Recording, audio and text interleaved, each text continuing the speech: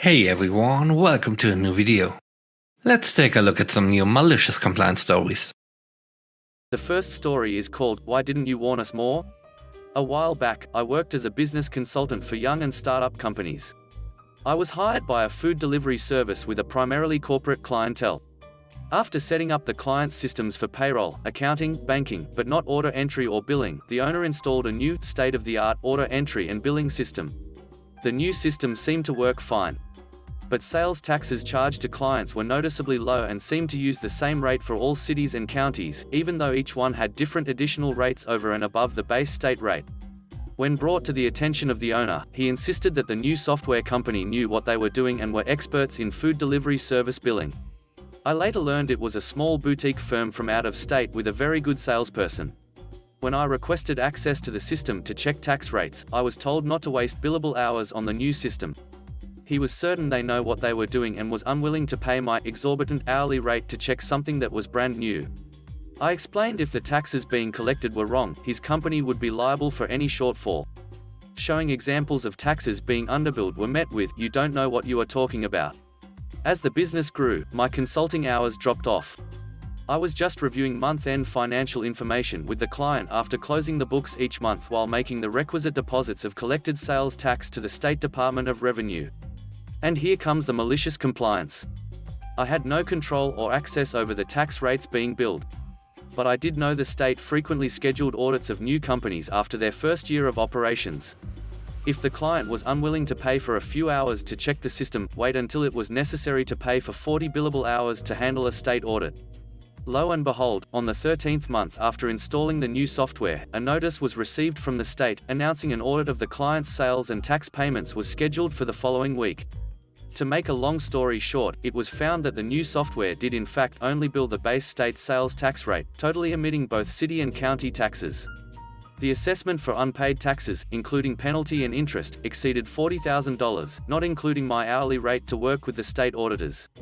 More billable hours were spent by me going back to the larger corporate customers and billing them for unpaid sales tax, recovering almost half of the assessment. Most were willing to pay after my threat to report them to the state for non-payment of the tax. The client blamed me for not insisting more strongly on changing the tax rates and terminated our relationship after it was felt as much as possible had been recovered from customers. The next story is called, "Two-Day Trip to Change a Light." A few years ago, I was in a boardroom of an earth-moving company, talking to the CEO about how my company could assist with their maintenance cost. Before the meeting, I got all my facts from our guys on the ground. The CEO said, "You are costing us too much to maintain our equipment." I answered, "You are in the middle of nowhere. It's in the middle of a desert. Travel costs are significant, but we can manage if we plan repairs and maintenance to minimize the travel cost." He said, "Well, how about the $10,000 bill to change a broken light last month? Why would you guys charge us and not plan it when the machines are back in range?" I knew this one was coming, so I repeat what my guys told me. The owner has decided to put his son through the works to take charge of the company.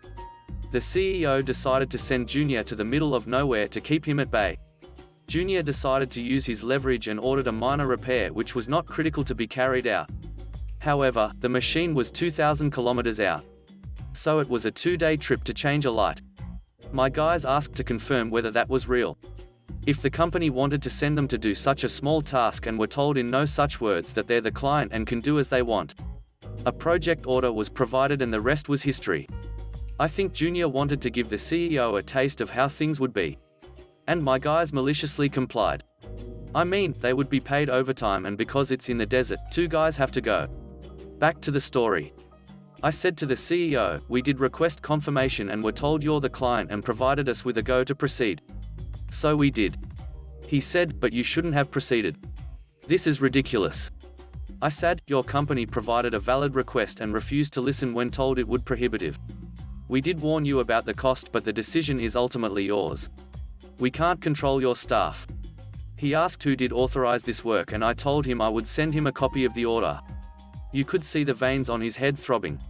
Anyway, I heard Junior was moved back to head office shortly after. The third story is called, "The Wrong Process Instructions." This was about 20 years ago. I joined a project and developed the job role. I created the processes and even built some software tools. Then, for about 18 months, I worked on the project in that role. The company decided to send in a load of process engineers to document everything so that they have very clear how-tos. For a week or so, I was shadowed by a process engineer as he documented everything I did, and it included interviews and reviews. All standard stuff.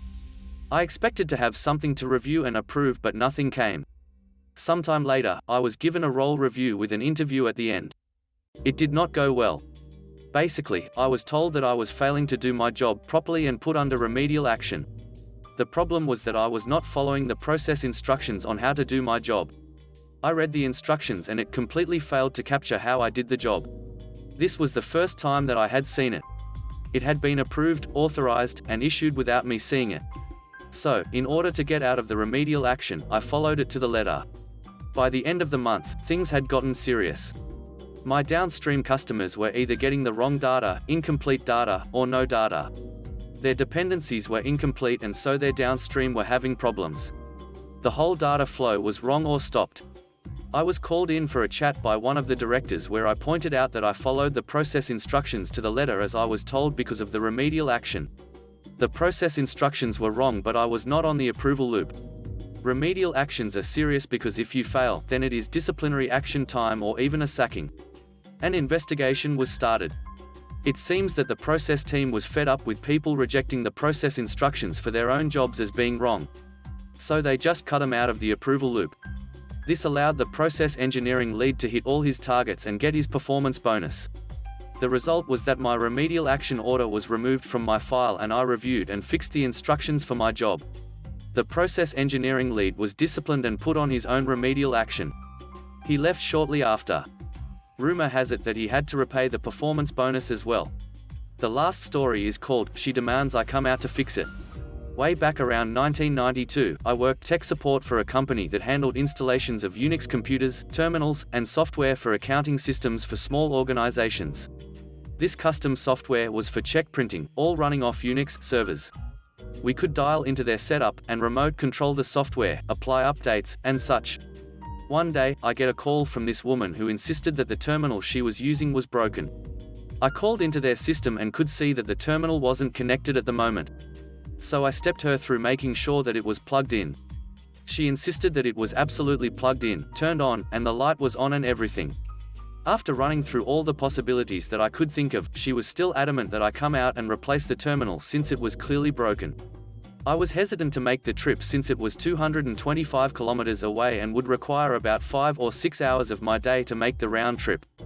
But my boss told me to make sure these customers were kept happy. I grabbed a new terminal out of the storage closet, some extra cabling in case it was just a bad serial cable, and my tools, and headed out on the trip. At least I got paid enough per kilometer that it was well worth it. It took me about 3 hours to get there, and the woman just steamed. I walk in the door, set my bag down, and look at the wall, where the power cord is clearly not plugged into the wall itself. I picked up the cable, plugged it in, and lo and behold, the terminal turned on and the login prompt comes up. I looked at her and she tells me that she tried that. I was literally in the office for less than 60 seconds. And since the call was not actually our problem, they got billed for the 6-hour service call in full, and I got 450 kilometers of mileage. Cue the same woman 8 days later. She's on the phone screaming at me that my fix didn't work at all. And that the terminal was broken again, and that I needed to replace the faulty terminal right now. I asked her if the terminal was plugged into the wall because remember last week when I came out and it wasn't plugged in? Are you absolutely sure? She was absolutely sure. So I go on another 3-hour drive down there. I walk in the door and look at what I see. The power cable is clearly laying on the floor again. I asked her if she saw that it was unplugged. She told me that she isn't technical and that I should have made sure that it was done right last time. I plugged it back in and guess what? It worked. She was still mad because it shouldn't be happening this much. Not sure how I was supposed to make that happen. I grabbed my bag, but before I left I noticed that this small company had gotten a new receptionist. So I stopped and chatted for a bit. I asked her if she knew anything about what's going on with the plug to the terminal. She didn't have a clue, but she would keep an eye out for me. Another 10 days in, I get another call from the lady again. I tell her I was on a service call but I'd call her back in 5 minutes. I made a quick call to the receptionist where she said that the lady had her little nephews in the room. So she ran and checked that the terminal was unplugged for me, and it was. She plugged it back in, and when I called back to the lady, she said it was working again, but was still wary that it was going to go out. I told her that if it fails again, have her receptionist call me so she won't have to wait, and I can perform a reset of the connection remotely and get her up and running in 2 minutes. I never had to make another in-person service call to that location again. I sent the receptionist a big box of chocolates for Christmas. Thanks for watching. I hope you enjoyed the video. If you did, please leave a like, comment, and subscribe. Have a great day. Bye bye.